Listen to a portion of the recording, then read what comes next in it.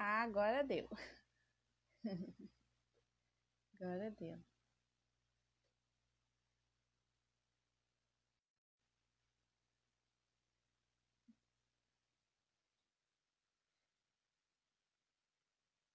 Boa noite, gente. Desculpa, tinha dado um problema aqui. Eu tô começando com atraso. Me desculpem, já vou chamar. Problemas técnicos. Eu iniciava a live, mas ninguém estava vendo, não estava retransmitindo. Desculpa. Oi. Oi. Finalmente deu. Acho que era problema no meu celular. Desculpa o atraso. Então, hoje nós vamos ter a live, a influência dos filmes mexicanos na salsa caleña colombiana, com a Uhum. Laiane. Fala assim, Laiane, seu sobrenome? Ai, eu falo como escreve. Putz, Então, tá assim bom. mesmo. Para quem não me conhece, eu sou a Ana Carolina Pereira Robstadt, historiadora, mestre em patrimônio. Vou passar a palavra para a gente não atrasar mais para a Laiane, para ela se apresentar e começar a live. Ok. Eu queria agradecer, né, o convite de estar participando aqui. Meu nome é Laiane. Eu sou formada em psicologia, mas eu estudo, assim, sou formada em psicologia social e eu estudo um pouco, né, das identidades, um pouco da América Latina. E hoje, assim, vou trazer um pouco da minha experiência com o gênero específico que é a salsa.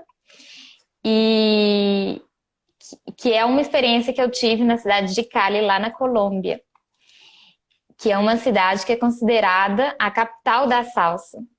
Então, o que eu vou contar aqui é a minha perspectiva, né, como uma pessoa que não é colombiana, uma pessoa que é brasileira e que esteve conhecendo um pouco dessa cultura. E quando eu cheguei nessa cidade de Cali, que é no interior da Colômbia, a minha principal pergunta e inquietude era por que essa cidade é a capital da salsa? E eu não conseguia entender, então eu ia perguntando por que aqui é a capital da salsa? Né? Por que tem esse nome? Se a salsa surgiu em Cuba, se, enfim, Cuba tem um grande nome.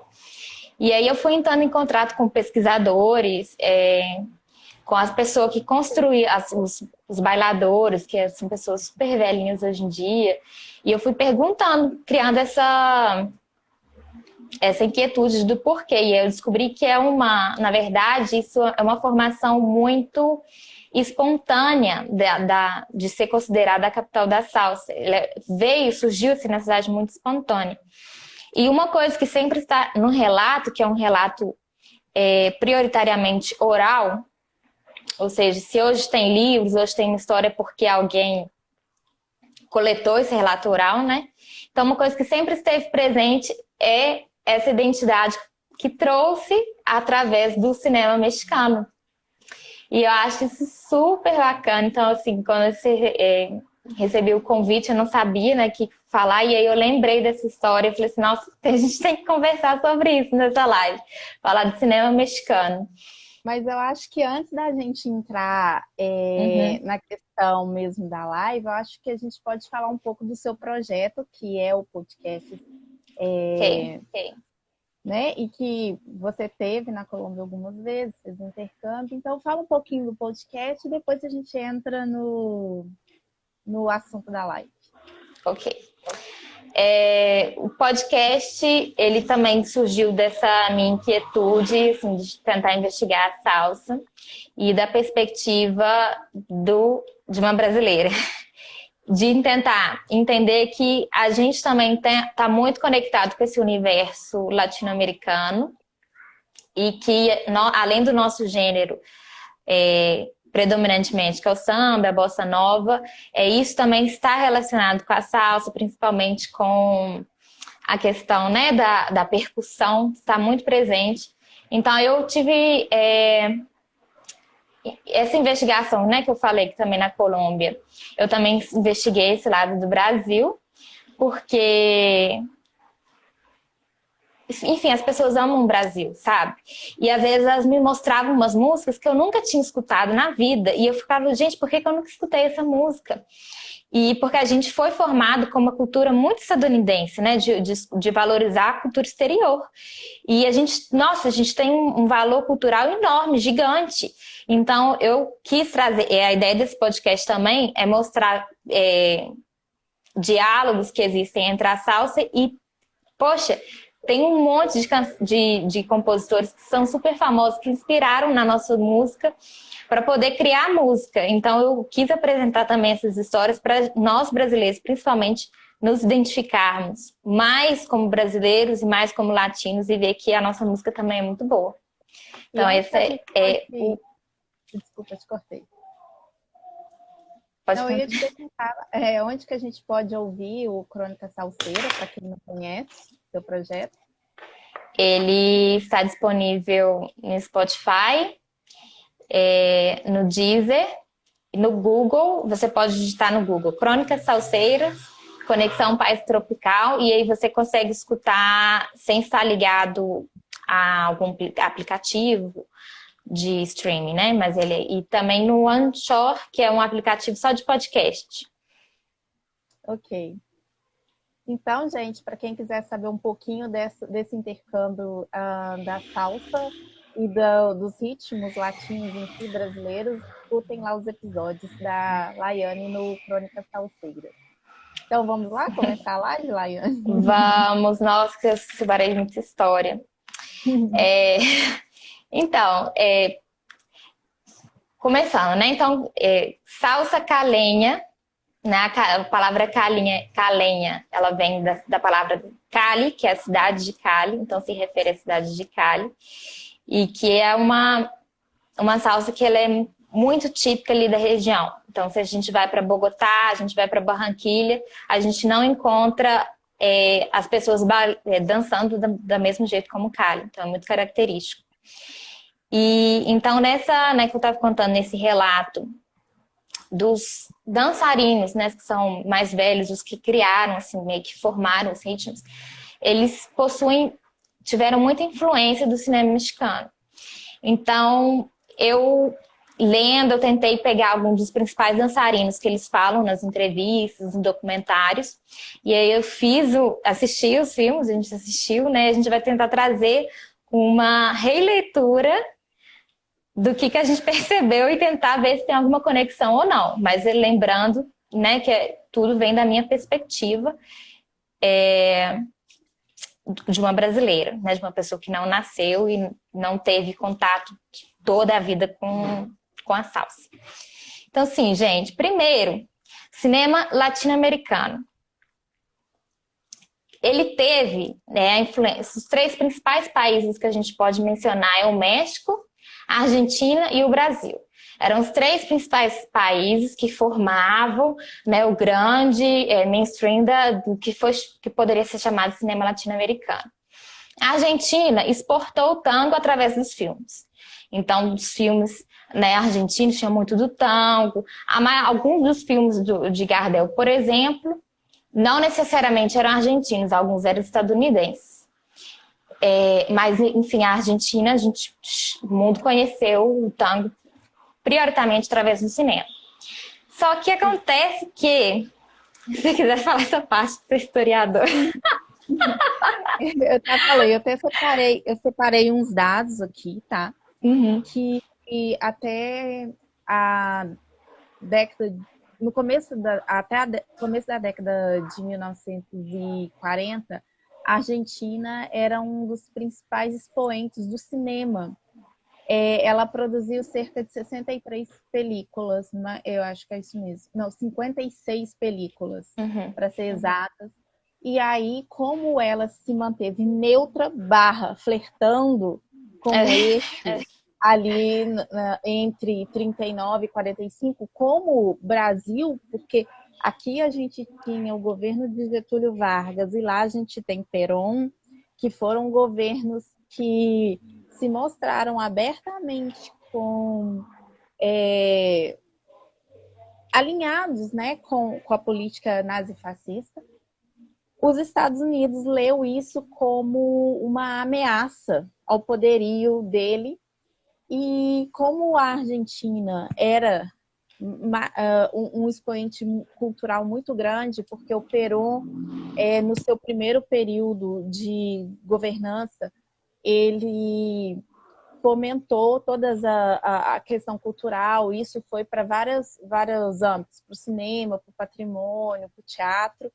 Os Estados Unidos achou como forma de boicote não exportar para a Argentina as películas virgens. E isso fez com que de 56 filmes baixasse para 26 até a década de 50, tá? Então, o que acontece? Nisso, os Estados Unidos, ele fomenta o cinema mexicano, e aí, porque ele vê que o cinema mexicano, ele está mais alinhado com a ideia dos aliados. Lembrando que os aliados, no começo da guerra, era Inglaterra, França, Estados Unidos, posteriormente a União Soviética, e com esse se alinhasse com as ideias de liberdade, né? Enfim, contra o nazifascismo. Tanto que o Brasil depois se torna do eixo do eixo não, né? Do lado dos aliados. E aí o que acontece? Em 1947, o México cria uma distribuidora, porque antes só os Estados Unidos é que distribuíam as películas. Então, em 1947, eu anotei aqui, gente, isso eu não estou lembrando de cabeça, vou colar. Ele cria Pelmex, que é as películas mexicanas, que é uma distribuidora ligada ao Estado e que fazia negociação para a circulação dos filmes mexicanos para toda a América Latina.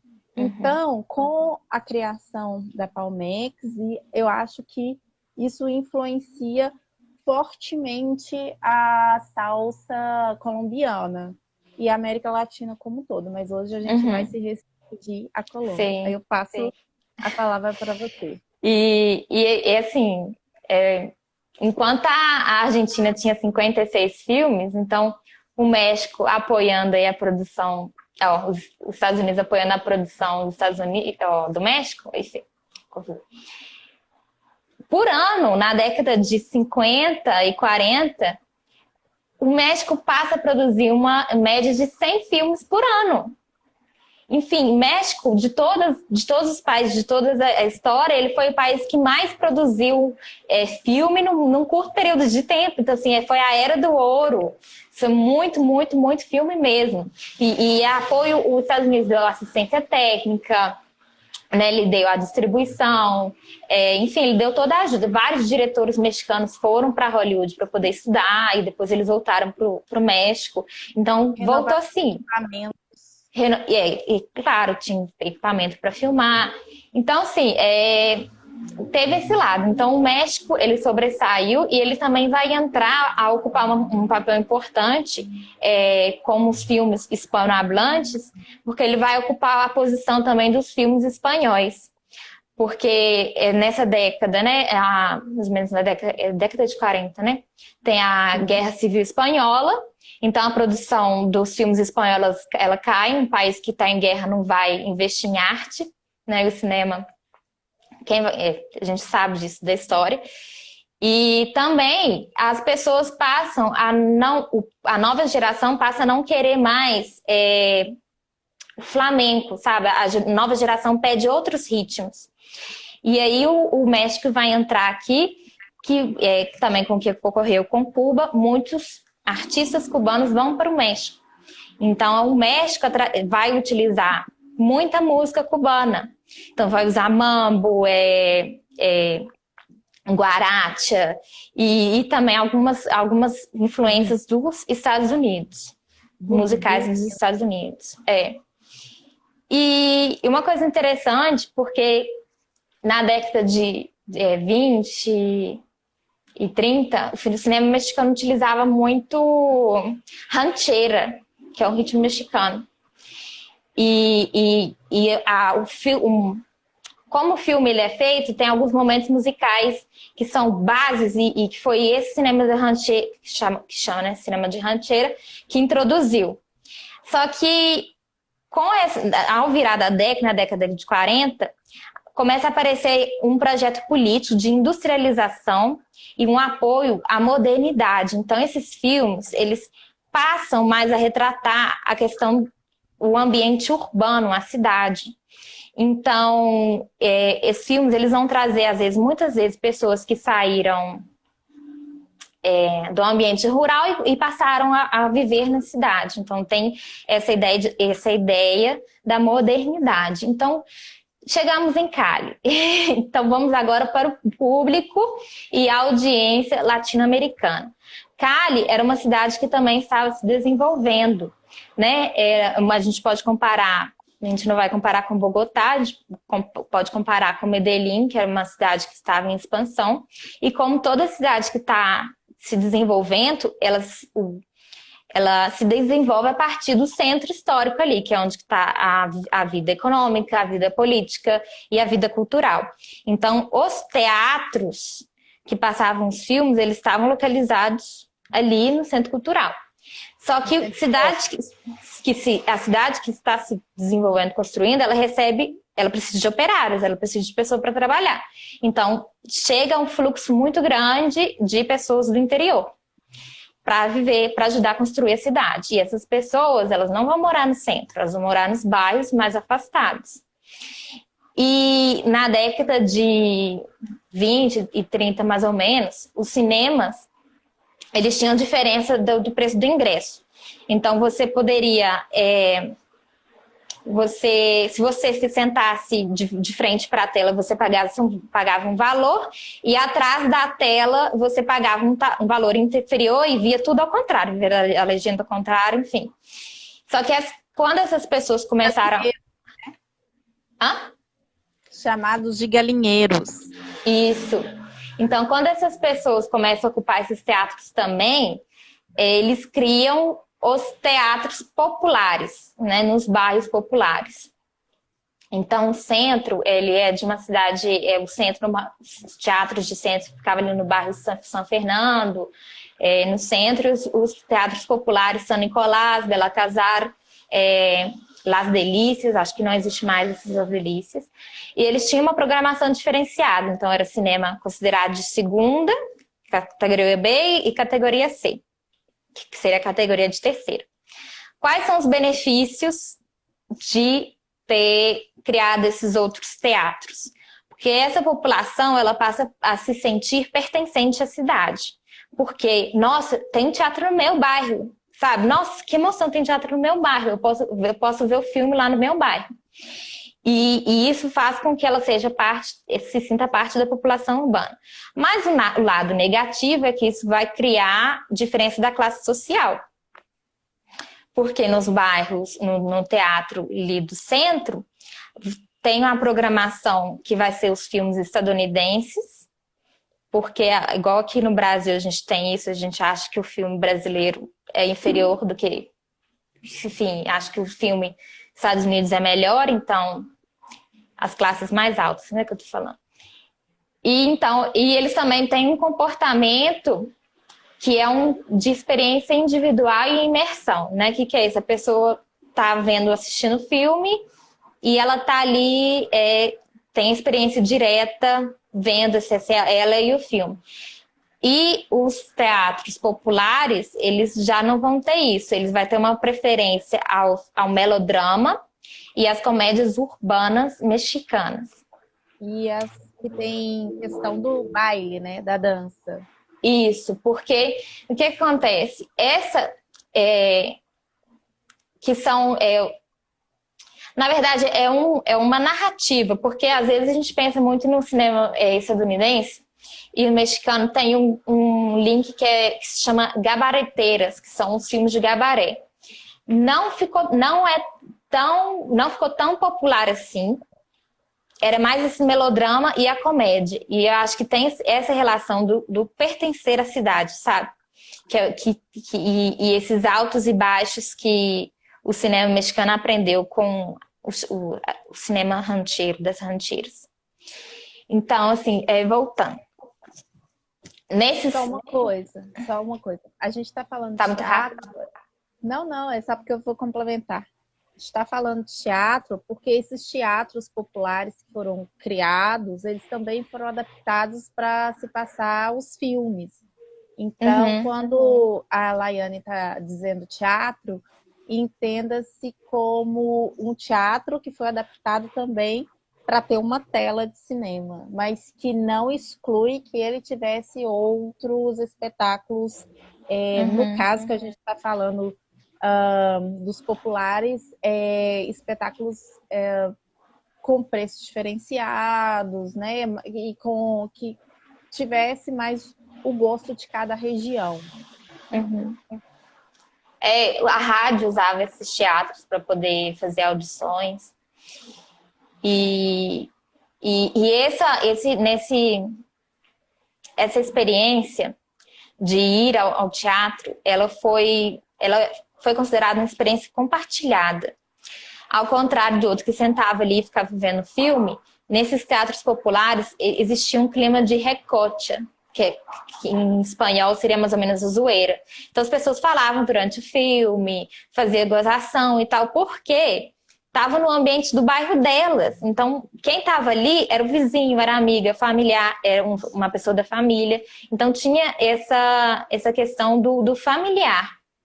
E quando a gente tem uma experiência compartilhada, isso agrega também outras situações, que então vai agregar, que agrega situações familiares, que é a questão do baile e da música. Então, se eu compartilho o mesmo ambiente, eu estou ali vendo a mesma sessão, e aí aparece alguém dançando, e aí estou super à vontade, eu vou começar a dançar também, assim, digamos assim.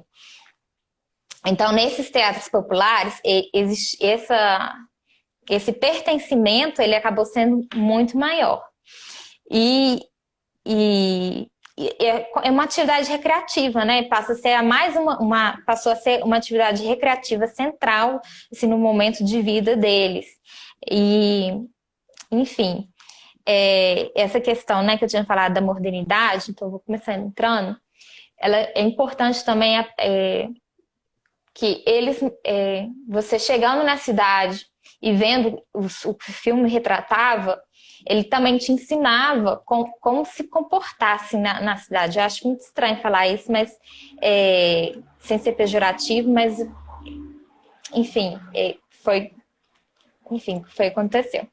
E aí eu vou falar do primeiro filme, que na verdade não é a ordem que eu te passei, só mudei, mas Não, não saiu completamente.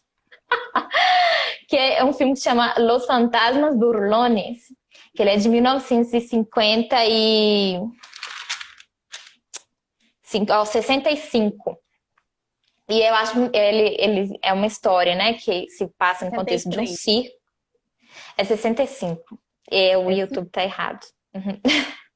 Ah, eu vi a película toda achando que era 63, mas enfim, ok, Não. 65. E ele se passa no contexto de um circo. E aí tem dois magos, e aí eles acidentalmente invocam dois fantasmas, assim, de terras muito, muito longes. Aí tem uma hora que o fantasma está sobrevoando a cidade. Você lembra dessa parte? Sim. Que eles estão sobrevoando a cidade, assim. E aí, essa é a ideia de modernidade, sabe? Porque eles estão sobrevoando a cidade, estou falando, nossa, olha o tamanho desse castelo, que era um deles era, né, da época de muito tempo. Olha o tamanho desse castelo, então assim, olha só essas ruas e tal. Então, eu consegui identificar assim essa parte com muito presença. Olha a civilização, olha só como vamos crescer, olha como que é a cidade, como deveria ser a cidade. Então, traz essa ideia assim, presente, assim, da modernidade. Quer falar mais alguma coisa? A gente tem que lembrar que o cinema, ele, né, como a gente já falou nas lives passadas, ele tem um caráter de quase que educativo. Ele tem um caráter ideológico, né, de Uhum. mostrar, por exemplo, o New Deal nos Estados Unidos via Hollywood, e também no mexicano a gente pode ver um pouco esse viés na hora que ele educa, entre aspas, essas pessoas a dizer o que é uma cidade moderna, o que é uma cidade boa para se viver frente ao rural, né? Porque Uhum. está se buscando essa industrialização, que é muito importante aí na década de 40, né? Apesar da gente estar em guerra, mas industrializar quer dizer também se tornar uma potência, né? Uhum. Então, esses filmes, mesmo não sendo do hollywoodianos, eles também têm esse caráter ideológico de difundir, né, um estereótipo, uma ideologia acerca do espaço citadino. Uhum. É exatamente, assim, eu fico assim, falar que tá aprendendo. A ideia me parece um pouco, não sei, mas é isso mesmo. O cinema é um meio massivo de, enfim, de passar alguma ideologia. E lembrando que o México se torna, a partir da Pelmex, uma potência por ter essa distribuição direta na América Latina, então ele quer passar essa ideia, né, de uma civilização latino-americana moderna, romper com a ideia colonial, né? Romper com essa ideia das construções coloniais, espanholas e portuguesas. Uhum, exatamente.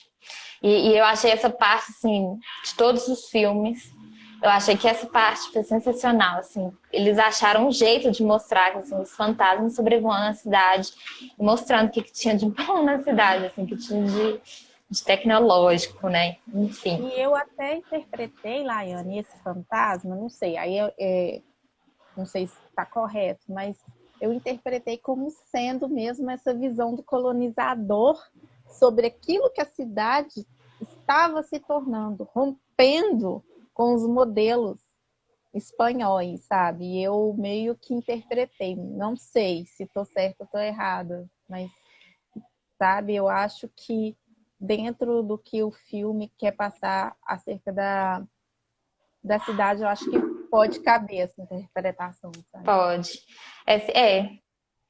Eu assisti esse filme duas vezes, na verdade, porque eu tava tentando identificar um ator, que ele é o Germán Valdez Tintã. Uhum. E que na verdade ele é o fantasma, mas eu acho que ele tava mais velho, assim, não sei, eu não consegui identificar na primeira vez que eu vi. Na hora que eu vi a segunda vez que eu fui identificar, gente, nossa, olha, é ele. Mas é porque muita coisa assim, enfim. E ele é Mas eu gostei de ter visto. Ah, pode falar. ele é um ator muito importante na filmografia mexicana, né? Sim, ele, assim, ele foi o único mexicano, assim, da importância dele, não só no México, mas ele é reconhecido mundialmente. Ele foi o único mexicano que ele apareceu naquela capa do Beatles, curiosidade, do Sgt. Pepper. Ele é o único mexicano que está representado nessa capa. Porque ele realmente foi um ator fantástico e ele foi um dos atores que os bailarinos, os bailadores caleños, falavam, nossa, eu me inspirei muito nele para poder dançar, sabe? Eu via e eu queria copiar. E teve até um bailador, eu falo bailador porque é diferente de dançarino. Dançarino é mais as pessoas dos palcos, que a gente vê mais ou menos da década de 90 para cá. Ele teve esse sobrenome do Tintã, que é o personagem desse ator, que ele ficou Carlos Tintã, porque ele realmente inspirava. Foi uma inspiração. E o Tintã, né, que ele é o personagem, o Germán Valdez, ele chegou a gravar 106 filmes de toda a carreira dele. Então, você imagina, é muito filme, muito filme. E esse personagem do Tintã, ele aparecia nos filmes, e ele representava uma imagem que se chama o Pachuco. Chegamos no Pachuco. Eu tô com medo dessa live, não vai dar tempo, porque eu enrolei até chegar. E o que era o Pachuco? Enfim, quando na década, enfim, nos primeiros anos do início do século, né, os Estados Unidos, empresários estadunidenses estavam precisando de mão de obra barata, né? Então, muitos mexicanos foram para os Estados Unidos para poder trabalhar. E já na década de 30, na cidade de Los Angeles, por exemplo, começou a formar, já tinha muito mexicano e começou a formar alguns bairros próprios, hispanos. E a formação desses bairros, com a formação desses bairros que são separados, né, da sociedade, isso acaba trazendo alguns términos para poder identificar quem são esses mexico-americanos. Então, existem 3 términos que foi criados nessa época, né? O primeiro é o chicano, que é o operário mexicano recém-chegado no México. O segundo é pocho, que era o filho desses migrantes mexicanos, né, que nasciam nos Estados Unidos. E o terceiro era o pachuco, que na verdade eram os jovens que se vestiam com um terno largo, um terno até abaixo assim, do joelho, usava chapéu com uma pena, e que se eu consigo, para quem não consegue visualizar, ele é um máscara. Só imaginar o máscara, a roupa do máscara. Sabe do filme do Máscara? Sim. Ou então o Esse é o Oscarito. pachuco. O Oscarito também, ele usava aquele terno meio largo. Ah, sim, sim. Mas eu consegui identificar o pachuco. E não se sabe ao certo de onde que vem esse nome. Algumas pessoas falam que é por causa de... Tem uma cidade no Texas que chama El Paso, que também tinha muitos mexicanos. E tinha uma gíria que chamava, para se referir à cidade, chamava El Chuco. Então as pessoas falavam, vámonos para el Chuco, que seria vamos para o Chuco, né, em Porto. Então, como abreviava a sonoridade, as pessoas acabaram formando Pachuco, mas ninguém sabe se essa é a história ou não. E, como toda história estadunidense, né, que adora estigmatizar nós latino-americanos, esses pachucos, eles acabaram sendo muito estigmatizados como pessoas... Isso, pachuco Esse é o atual. pachuco. Isso. Que existem até hoje, tá? Existe pachucos e pachucas lá nos Estados Unidos, que tem muito orgulho, assim, muito orgulho dessa cultura deles. Então, teve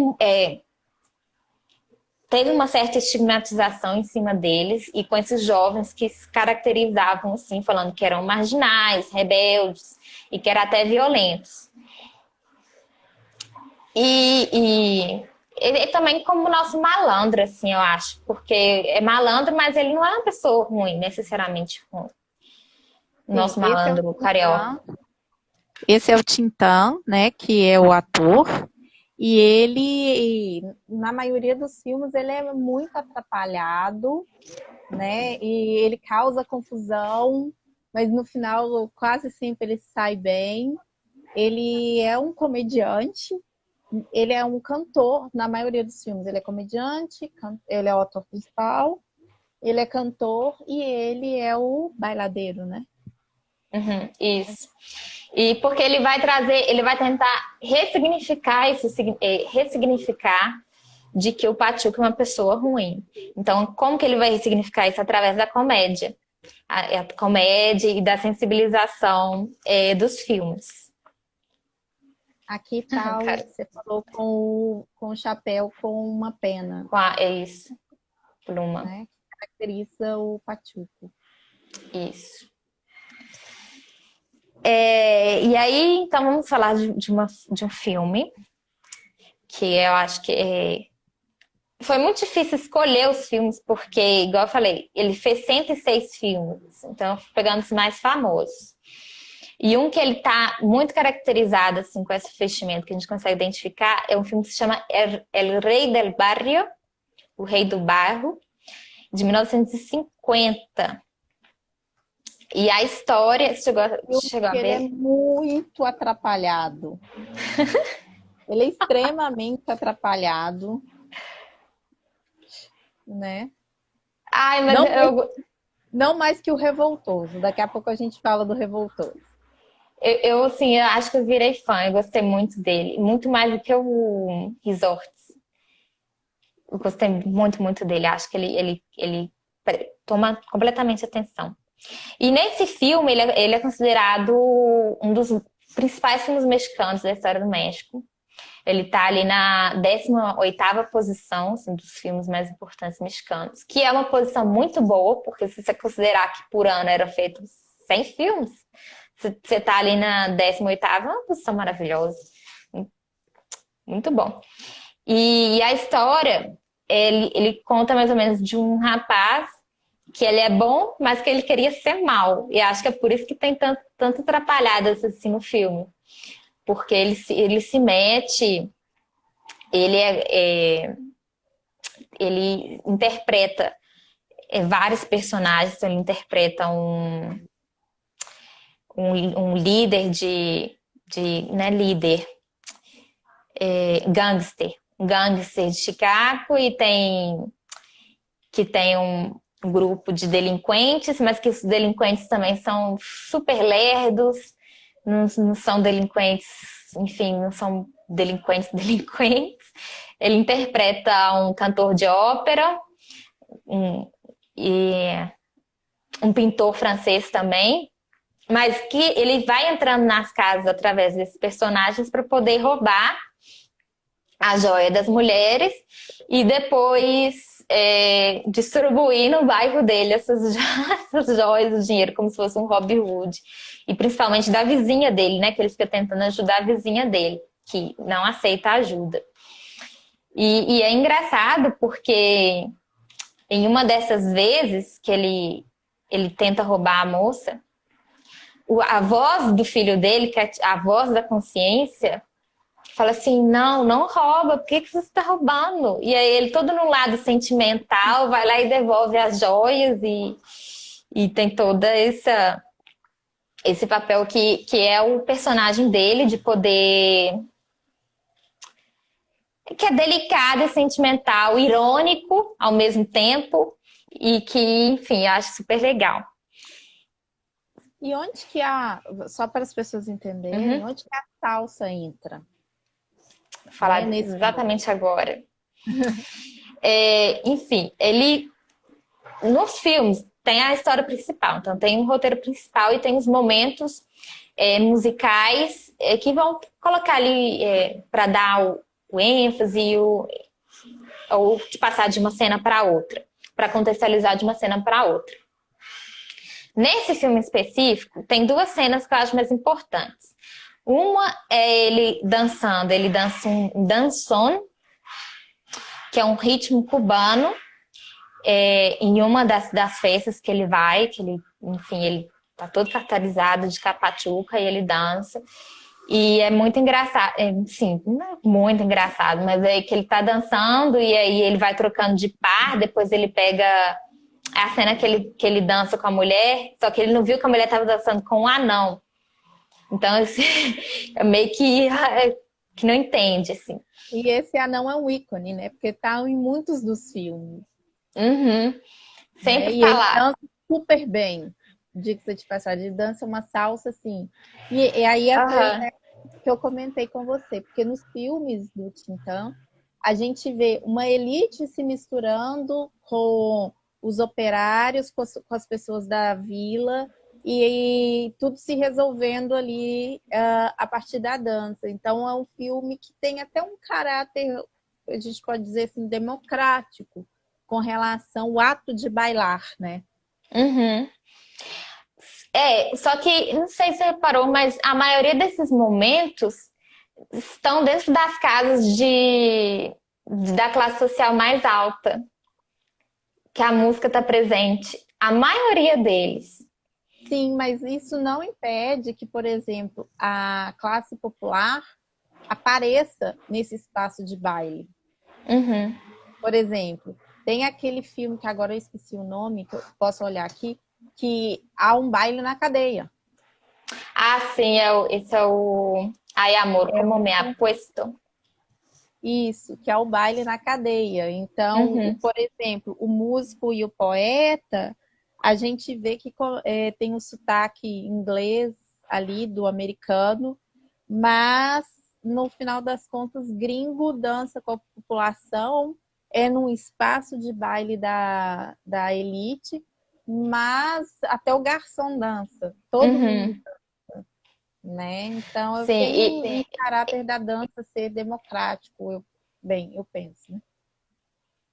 sim, assim, é esse dançom, essa parte, assim, esse do outro filme da cadeia também, e no final ele canta um bolero, então, assim, são ritmos cubanos que estavam começando a aparecer ali e que eles vão sendo divulgados, né, enfim, porque toda a história, né, da política, das pessoas foram para o México, e essa música, ela começa a ser compartilhada através do o filme mexicano vai começar a ter um papel importante. E, por exemplo, num filme que é El Revoltoso, que você tinha mencionado, que é de 1951, tem a cena que, para mim, é a cena mais icônica de todos os filmes. Eu adorei esse De filme. todos, essa cena é ela é muito, muito, muito famosa. Que é ele dançando uma música de Benny Moré, que chama Donde Estás Tu? Sim. E essa cena é todo o contexto, sabe? É o vestuário, como que ele dança mais com as outras duas pessoas, os passos, a música, toda essa construção, ela ajuda a formar essa identidade e realmente a passar essa, essa ideia. Quando Cali, assim, quando chega em Cali, quando as pessoas veem esse filme, elas falavam assim, nossa, o sapato. O Benny Moré, ele usava um sapato preto e branco. Sei, mas eu acho que as pessoas pensavam que era preto e branco porque o filme era preto e branco, né? Mas acho que era preto e branco mesmo. E de couro, preto e branco, brilhante. E ele chamava esse tipo de sapato, dizem que foi ele que criou, o próprio Benny Moré, que é um músico cubano, não sei se eu já falei isso. E esse sapato chama bocadilho.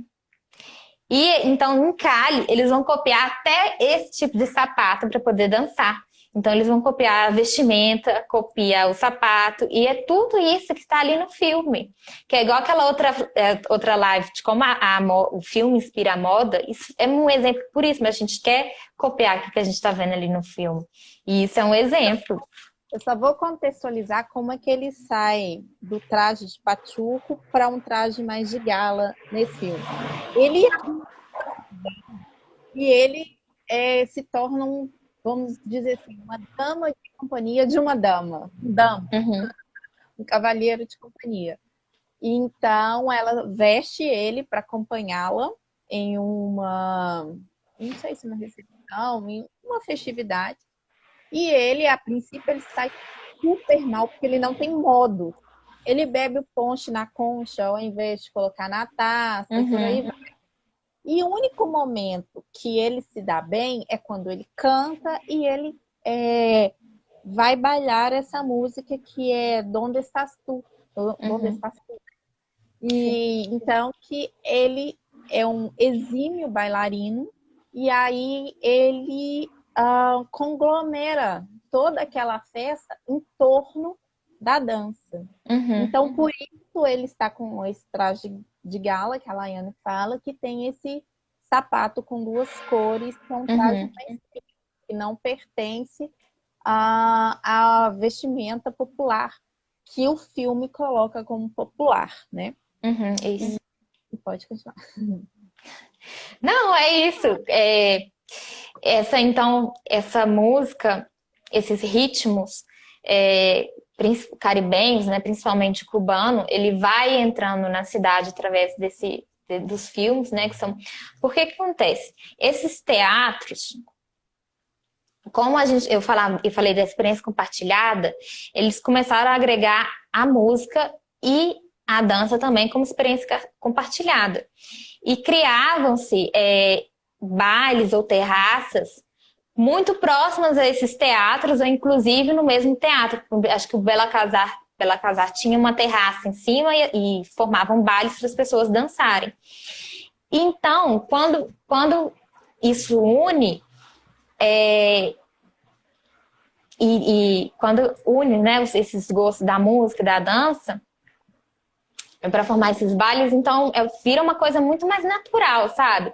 E inclusive quando essa música começa a ficar mais popular, aí começa a tocar nas rádios. As próprias rádios usavam o espaço do teatro para poder fazer audições, então as pessoas iam escutar.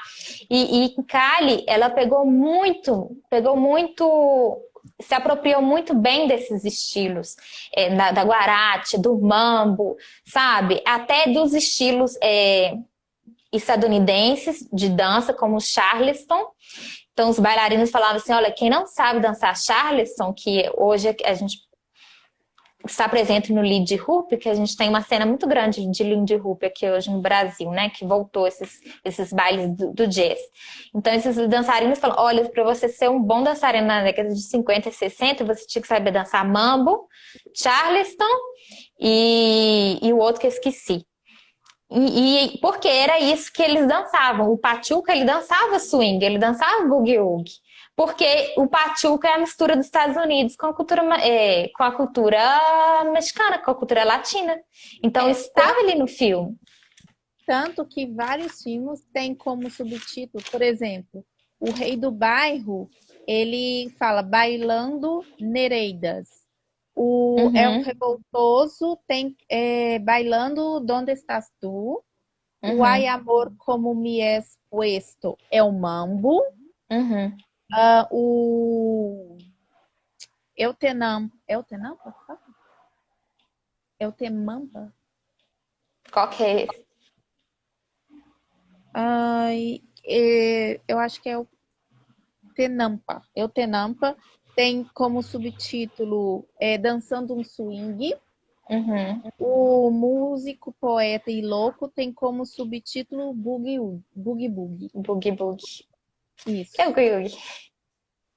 Mas vem escrito Boogie Boogie. Então, vários filmes têm o subtítulo já dizendo, olha, haverá uma mistura. Né? Sim, claro. Até porque não tinha o YouTube, né? Então, e isso está muito presente, né? Quando esses bailadores, eles fazem esse relatoral nas entrevistas, eles falam, nossa, ninguém veio lá de Nova York para ensinar a gente a dançar. A gente foi dançando inspirado no que a gente via no filme e escutando a música e criando nossos próprios passos. E esses passos, eles eram criados, então, nesses espaços de bailes, que eram próximos dos teatros, e eram espaços privados ou públicos. Nos privados eram nas salas da casa, e isso era muito familiar, né? Tinha família, os amigos compartilhavam esse espaço da casa, que foi chamado de bailes de quota, que cobrava um valor mínimo por entrada, você tinha direito a uma dose, e as pessoas compartilhavam, ficava a tarde inteira lá dançando, escutando música, falava assim, olha, quem já comprava disco de vinil, né? Levava o disco, falava assim, olha, vamos escutar esse álbum aqui que acabou de chegar, essa novidade, esse aqui tá no filme e tal. E nos espaços públicos também, que eram as lojas, mercados da esquina ali dos bairros. E então as pessoas iam para esses mercados para escutar a rádio. E ficavam ali. E isso é uma coisa que tem até hoje em dia. Se você vai nos bairros mais populares, esses mercados de esquina, lá tem muitos mercados. Não é assim, como aqui em Belo Horizonte, né? Que tem muitos supermercados, a gente vai ao supermercado. Não, lá eles vão nos mercados. E esses mercados ficam com a rádio ligada e as pessoas compartilham esse espaço. Isso até hoje. Isso foi uma construção da identidade deles, sabe? De compartilhar. E eles compartilham até hoje a mesma música, porque é a guaracha, sabe? É um dançom, é uma salsa que já vai chegar aí na outra década. E as pessoas, então, iam inspiradas com o look, aí criou-se os pachucos calenhos, que aí já não tem o lado político, que é o pachuco, né, dos Estados Unidos, mas aí é mais a vestimenta, e são os pachucos calenhos que dançavam. E aí faziam os passos e apresentavam. E esses pachucos, eles não dançavam não dançavam com par, né? Eles dançavam sozinhos, igual o Tintã dançava. Então ele fazia o passo dele ali, é, criando junto com a música, e isso aí foi se desenvolvendo. A gente vê nos filmes que tem algumas cenas que ele dança com par, mas tem a maioria ele dança só, né? E as mulheres dançam ou ao redor ou na lateral, né? Uhum, Com passos parecidos do Tintã. E isso também me chamou muita atenção, né? Porque a gente pensa que a salsa é doble, né? Ela é de casal, mas tem esse uhum, lado solo, vamos dizer uhum. assim. O termo correto aí da dança, você que é especialista que me corrija. Não, mas é porque eu acho que muito por conta disso, a salsa calenha, ela é muito conduzida pela mão, pela mão. Então não é assim igual o forró, que você abraça a pessoa e dá um monte de volta. Ela é muito assim, praticamente movimentos que você faz com os pés, e você não necessariamente precisa abraçar a pessoa. A gente tem 4 minutos? Não, a gente tem 9. Tá. Por quê? Por que esses movimentos da mão? Porque tudo isso que eu tô falando é bem do início mesmo, lá da criação na década de 50, tá? Então, sim, que foi que eu tentei puxar dos filmes. Porque as pessoas dançavam sozinhas, aí depois que foi unido, e por isso então, existem movimentações que você pode fazer sozinha, e depois você une os dois, mas não é uma movimentação que é os dois, entende? Não. Sim. Não, sim, entenderam, gente? Vocês têm que falar. Estou vendo. Comentem, Deu porque para às vezes entender. não, sem ver é complicado. E dessa questão das mulheres, realmente tem poucas mulheres que têm como referência no cinema mexicano. Então, a que eu mais li, que aparecia, ela se chamava Maria Antonieta Pons. E dos filmes dela, eu não escolhi nenhum, porque ela aparece muito pouco, assim, no diálogo. A gente vê Maria Antonieta Pons. E ela dançava mais mambo, assim, também. E eram filmes de gabareteira, filmes de gabaré. E as mulheres também nessa cena calenha, sim, tem muitas histórias assim, que elas fugiam para poder dançar, porque não era tão bem vista assim o ambiente de baile, às vezes, não permitia. Então elas queriam dançar porque aquilo estava no sangue, elas tinham que fugir. Muitas escolheram, né, a maternidade, então pararam de dançar. Mas como referência mexicana, eu lembro que tem essa, a Maria Antonieta Pons. Eu estou E consultando aqui, ela é até cubana, né? é, Ela viveu no México, mas ela é cubana. porque essa foi grande exportação, né, de artistas cubanos. Estados Unidos, e que eles utilizavam muito, né, nos gabarés estadunidenses. Sim. E então, você acha que dá tempo de falar? Do Amorcito? Sim, e do Acho, Resorts também, né? Eu falei pouco dele. acho que dá para falar, acho que tem 7 minutos. O Resorts, ele é um filme que eu achei que é mais musical e bailante dos que você sugeriu. É, e, e o tempo todo né, vamos dizer assim, ele é um farsante, né? Ele é um farsante como um famoso dançarino, mas aí ele ganha expoência e ele se Uhum. torna realmente um dançarino. Ele é farsante quando ele é um. Como chama aquelas pessoas? É,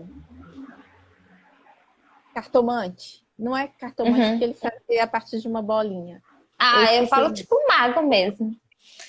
Então, eu achei um dos filmes mais dançantes dele, assim, porque há uma cena de diálogo, há uma cena de, praticamente, há uma cena de dança, é um para um, né? Uhum, uhum. É, esse filme que a Carol tá falando chama Rumba Caliente, que é. Não é esse que você tá falando? É aquele de 3 horas. É esse. Ele. Ah, tá, eu confundi. O quê? Eu confundi ele com o Resort. Eu Ah, com o confundi ele. nome? Ah, tá. É, esse filme.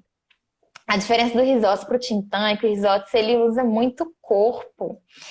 Tipo assim, é uma coisa mais descoordenada, assim, eu acho. É uma coisa assim, que ele dá na cabeça dele, ele faz com o corpo. Não, e isso forma a dança dele, assim, é uma coisa assim. Por isso que a Carol fala que é farsante, porque no filme, ele, na hora que ele vai dançar, ele começa dançando bonitinho. Tá todo dançando bonitinho. Aí, de repente, ele começa a fazer os negócios dele. Aí as pessoas começam, não, mas você não é dançarino, o que que você tá fazendo aí? Sai daí. Aí quer tirar ele do palco, mas é porque ele desenvolve muito mais a criatividade, uma espontaneidade na dança dele, do que fazer a coisa mais certinha. É quase uma cena de fala para uma cena de dança, né? Nós É, temos uma pergunta aqui da Cat Espanhol. Ela está te perguntando, está nos perguntando qual que é o filme salseiro de todos os tempos. Eu gostei do Revoltoso. qual o quê? O filme salseiro de todos os tempos. É mais pessoal a resposta. Eu gostei de Revoltoso, então. É... Ah, eu acho difícil, porque eu acho que tem um que chama Rei del Mambo, que ele é protagonizado por outro ator que chama Cantinflas. Só que esse filme eu não consegui ver, porque eu não achei ele. Ele não está Só que disponível. e ele é considerado um dos principais filmes, enfim, que levaram o mambo adiante. Então, se você considerar o mambo como um preponente pré-salsa, Uhum. poderia considerar ele. Sim. E agora eu acho que nós temos aí uns minutinhos a mais. Acho que dá para falar um pouquinho da Morcita. Sim, Amorcito Coração. Ah, eu adorei esse filme. Eu achei a história dele muito nada a ver. Muito pesado. Ele é de 1961 e ele vai. A importância dele, ao contrário dos outros, não é os atores, mas é porque ele vai trazer é, artistas, estrelas da música que estavam super famosos. E aí, nesse caso, logo no início do filme, aparece a Célia Cruz com a Sonora Matancera, né, cantando a música Morcito Coração. E essa é uma proposta também do cinema de tentar alcançar um público maior e de cativar a audiência, porque aparece ali uma pessoa que eu escuto na rádio, uma pessoa que eu sou fã, que era a Sonora Matancera, e aí eu tô vendo a Célia Cruz, sabe? Então ela tá ali aparecendo. Então esse filme, a importância dele é essa a aparição das estrelas da música e também ele toca uma música que chama La Pachanga. Então vai começar a introduzir um novo ritmo aí que vai ser a pachanga, que vai ser consumida e ai, qual que é a palavra? Não é consumida, é apropriada pelos calenhos, como se fosse a música deles. Então, assim como o México apropriou do bolero, que é de Cuba, Cali se apropria da pachanga. Então, Cali vive da pachanga, assim. É o ritmo, assim, que faz Cali. Até hoje, assim, só como tanto de pachanga. Bem, agora a gente tem 20 segundos. Eu queria agradecer todo mundo, queria agradecer imensamente a Laiane. Eu sei que ficou muita coisa para trás. Muito obrigada, Laiane. Muito. Obrigada a todos. Ah, é porque eu me empolgo. Ah, tranquilo. Acho que foi super bem. Gente, muito obrigada. Até na quarta.